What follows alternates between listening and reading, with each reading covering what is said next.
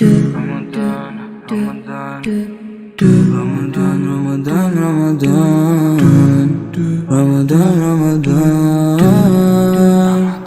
Assalamu alaikum wa rahmatullahi wa barakatuh. My name is Koikis, and I'm a brand identity and user interface design expert.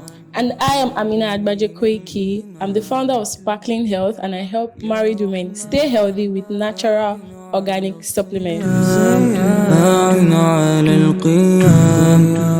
So for me, it means closeness to Allah subhanahu wa ta'ala, closeness to my family in a very, very religious manner. So because we spend time together, practicing the deen together to get the utmost reward from Allah, right? So, and of course, for my work, it means a lot as well because I get to plan effectively across what during the month. Yeah, and for me, Ramadan is more like a month away from every other month.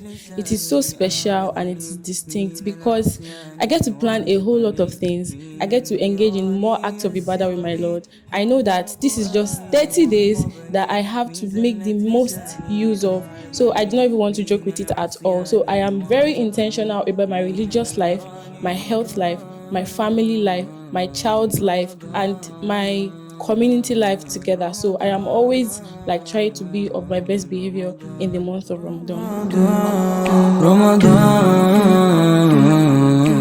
Okay, so It's actually my husband. Yes, it's actually my husband. He takes care of the Ramadan budget, but then we get to do it together. We actually get to sit down and plan exactly what we want to do.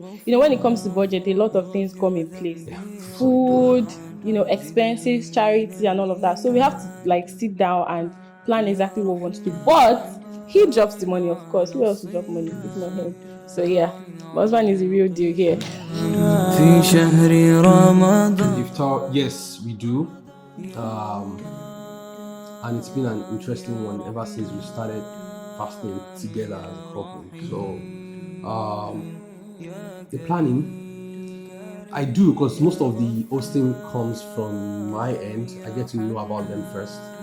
So, but then because Iftar has to do with meals to an extent, so when I get the information ahead, I discuss with her, and then she does the cooking and all of these things. But hosting them generally is my work because for the most part she'll be in the kitchen. So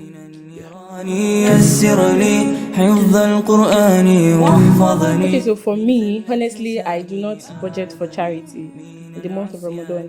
I just do it as it comes, as it flow goes. Because in Ramadan, you will see a whole lot of things, and you're just having this. Let me use this word, ojuko koro of let me do this one, let me do this one, because the rewards are enormous. Do you get? The rewards are so many. You just want to do a lot of charity.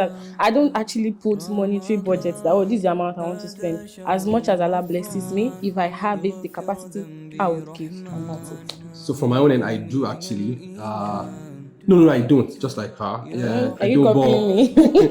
But for this time around, the opportunity arose, and I actually had to set aside a certain amount of money for. As a man, I know you have to keep track of your expenses. Okay, we don't honestly. So before our baby came into our life, right? It's just the two of us, so we hardly really go out for it. So it's just between the two of us. We just spend time together. But now that she's part of us, we're planning something very interesting for you. You can say that again. Yes, so you can see this time around we're planning. Yeah, basically for Eid we don't do anything. We are usually at home, except for of course abaya. I have to buy Eid abaya. Do you get? So that's the only thing. But aside that, it's just the two of us. So we don't really have a lot of spending to do like that. Okay, so for me, first thing I'll do is I need to get a gift for my wife. Oh. That's what my mind since the beginning of Ramadan. not like I don't have the funds now, but I just feel like Oh. I've not seen the best gift yet. So maybe if that money comes in, we will definitely raise the bar, right? Oh. So, and of course, maybe more charity. And of course, I love myself a lot, so personal stuff. Okay, so for me, 1 million naira is a lot of money, but in this economy, it's not much. You agree with me, right? So, two things basically. I would love to invest in my business. My husband knows I really, really have a lot of things to do regarding my business. When there is more money, then there will be other money to do other things, yeah, and engage in more charity, more notable things. There are so many charity organizations right now. So, just to put little bit of touches, that's one. Then, two, my husband told me about Harvest. I said I wanted to invest with Harvest, and he said the minimum you can you can invest in is 1 million naira. I'm like, oh, okay, that's actually beyond my budget. So maybe if I get 1 million naira now, I would want to invest in Harvest. I don't mind dropping the entire 1 million naira in there because I know that I would get more money. Then I can have money to do other things that I want to do. You can call me a smart money woman. Yes, I am.